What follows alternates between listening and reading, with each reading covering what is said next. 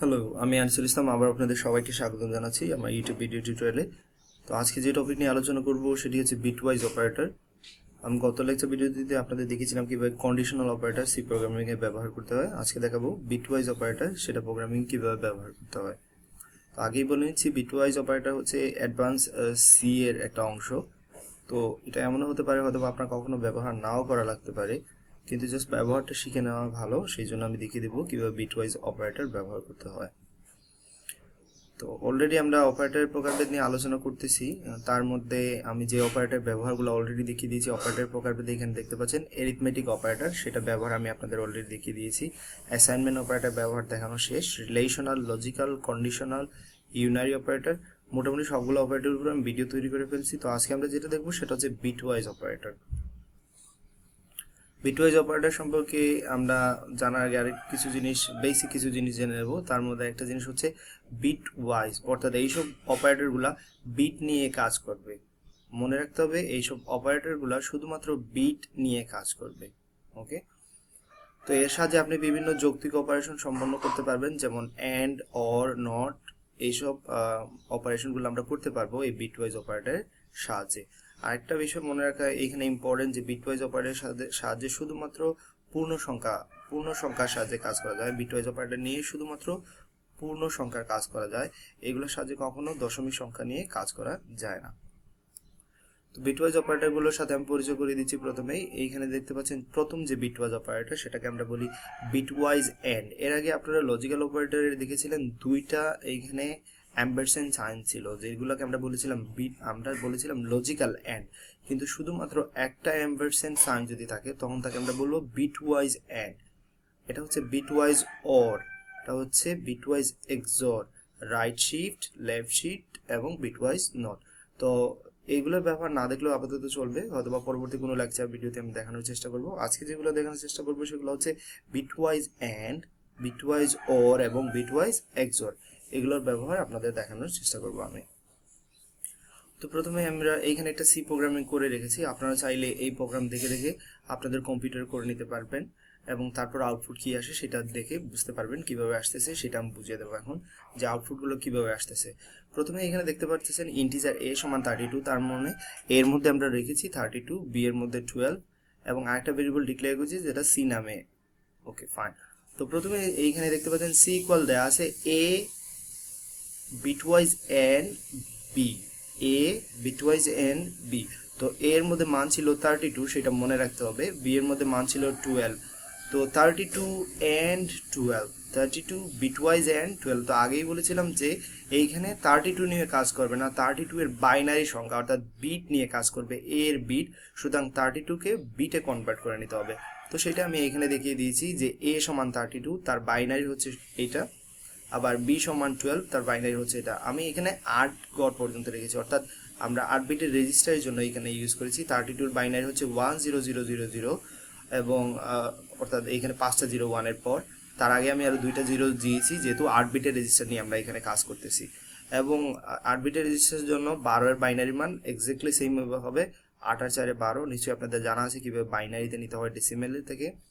এবং বাম দিকে আরো 4টা করে আমি ফিল আপ করে দিয়েছি শূন্য দিয়ে, যেহেতু এটা 8 বিটের রেজিস্টার। তো বিটওয়াইজ এন্ড যেটা করে আসলে আমাদের জানাই আছে অলরেডি, এন্ড মানে হচ্ছে গুণ। আপনারা এতদিন পর্যন্ত আমার যে ভিডিওগুলো দেখেছেন 3 নম্বর চ্যাপ্টারে, যে লজিক্যাল এন্ড বা এন্ড মানে হচ্ছে কি গুণ করা, বিটগুলোর মধ্যে গুণ করা হয়।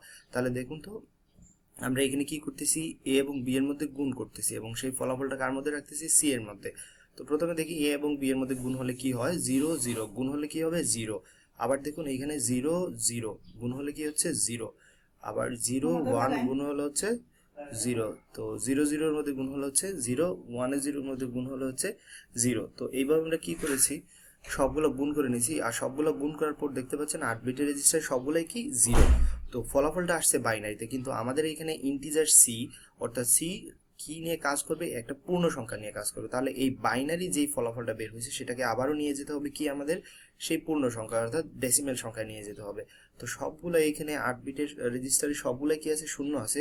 সুতরাং এই সবগুলো বাইনারি সমান কি আসবে, ডেসিমেল আসবে, শূন্য আসবে। সেই জন্য সি এর মধ্যে প্রথম ফলাফলটা থাকবে শূন্য। এবং এখানে এ এম্পারসেন্ট বি, অর্থাৎ এ বিটওয়াইজ এন, বি সমান দেখাবে কি 0। পরবর্তীটাতে আমরা চলে যাচ্ছি। পরবর্তীতে যেটাতে আছে এখানে কি দেখতে পাচ্ছেন যে এখানে আছে এ বিটওয়াইজ অর বি। তো এর মানটা কি? এর মানটা হচ্ছে 32, বি এর মান হচ্ছে 12। তো 32 আর 12 এর মধ্যে কি হবে? লজিক্যাল অর অবশ্যই না, এটা হচ্ছে বিটওয়াইজ অর, কারণ একটা মাত্র সাইন দেখতে পাচ্ছেন, বিটওয়াইজ অর সম্পর্ক। সুতরাং এর বাইনারি বের করতে হবে এবং বি এর বাইনারি বের করতে হবে, এবং তারপর আমরা এই বিটওয়াইজ অর সম্পর্কে আমরা দেখব। তো এর বাইনারি অর্থাৎ 32-এর বাইনারি এখানে বের করা আছে আগের মতোই, 12-এর বাইনারিও বের করা আছে আগের মতোই। তো এইখানে যেটা করতে হবে, বিটওয়াইজ অর, বিটওয়াইজ অর হচ্ছে বিটগুলোর মধ্যে যোগ করা। বিটওয়াইজ অর মানে হচ্ছে বিটগুলোর মধ্যে কি করব আমরা? যোগ করব। আর বিটওয়াইজ এন্ড হচ্ছে বিটগুলোর মধ্যে গুণ করব। তাহলে যদি যোগ করি তাহলে দেখুন তো 0 0 যোগ করলে কি হয়? 0। 0 0 যোগ করলে কি হয়? 0। নিশ্চয়ই আপনার বাইনারি যোগ অলরেডি জানেন, তারপর আমি বলে দিচ্ছি। 0 1 যোগ করলে ফলাফল কি হবে? 1। 0 1 যোগ করলে ফলাফল হবে 1। 0 0 যোগ করলে 0, 1 0 যোগ করলে হবে 1, এবং অন্যান্য ক্ষেত্রে 0ই থাকবে। তাহলে এই যে ফলাফলটা আসলো, এই ফলাফলটার বাইনারিতে আসছে, কিন্তু আমরা এটা নিতে হবে কি? ডেসিমেলে, কারণ সি একটা ইন্টিজার সংখ্যা, তার মধ্যে শুধুমাত্র ইন্টিজার সংখ্যা আমরা রাখতে পারবো।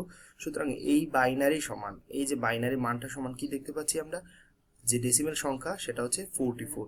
আপনারা নিশ্চয়ই জানেন কিভাবে বাইনারি থেকে ডেসিমেলে কনভার্ট করতে হয় অথবা পূর্ণ সংখ্যাতে নিয়ে যেতে হয়। এটা হচ্ছে 44। তো সি এর মধ্যে থাকবে কি? 44, এবং এখানে প্রিন্ট হবে সি এর ভ্যালু 44। সবার শেষে যেটা দেখতে পাচ্ছেন এ এক্সঅর বি, বিটওয়াইজ এক্সঅর বি আসলে যেটাকে বলি আমরা, সেটা ব্যবহার দেখবো আমরা। তো এ এর মান হচ্ছে 32, আগের মতোই বি এর মান হচ্ছে 12। আমরা জানি এই সবগুলো অপারেটরই বিট নিয়ে কাজ করবে, তাই সবসময় আমাদের কনভার্সনের প্রয়োজন, অর্থাৎ ডেসিমেল থেকে আমরা বাইনারিতে নিয়ে যাই। তো বিটওয়াইজ কিভাবে বের করতে হয়? যদি সেম ইনপুট থাকে, মনে রাখবেন সেম ইনপুট থাকে, তাহলে আউটপুট 0 হবে। 0 0 অর্থাৎ সেম ইনপুট, সেজন্য আউটপুট কি আসছে? 0। 0 0 সেম ইনপুট, সেজন্য আউটপুট হচ্ছে 0। 0 1 দুইটা সেম ইনপুট না, সেই জন্য আউটপুট আসছে 1। এটা হচ্ছে বিটওয়াইজ এক্সঅরের নিয়ম। তো এটা এক্সঅর গেটের নিয়ম, আপনারা সেই তখন দেখেছেন ভিডিওতে। আবার আমি বলে দিলাম যে বিটওয়াইজ এক্সঅরের নিয়ম হচ্ছে সেম ইনপুট হলে আউটপুট হবে 0। দেখুন তো 1 0 ইনপুট সেম কিনা? না, না অবশ্যই ইনপুট সেম না, তাহলে আউটপুট হবে কি? 1।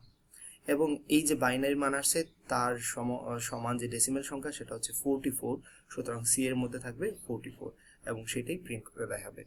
তো এই ছিল আজকের লেকচার ভিডিও। যদি কোনো আপনাদের মতামত, পরামর্শ কিংবা কোনো জিজ্ঞাসা থাকে তাহলে আমার ফোন নাম্বার আছে, আপনারা চাইলে আমার ফেসবুক পেজেও কানেক্ট হতে পারেন, এবং ইউটিউবে আমার চ্যানেল সাবস্ক্রাইব করে নিতে পারেন। ধন্যবাদ, ভালো থাকবেন, সুস্থ থাকবেন। আমার পরবর্তী লেকচার ভিডিও থাকবে লুপের উপর, সেটা দেখার আমন্ত্রণ রইল। আল্লাহ হাফিজ।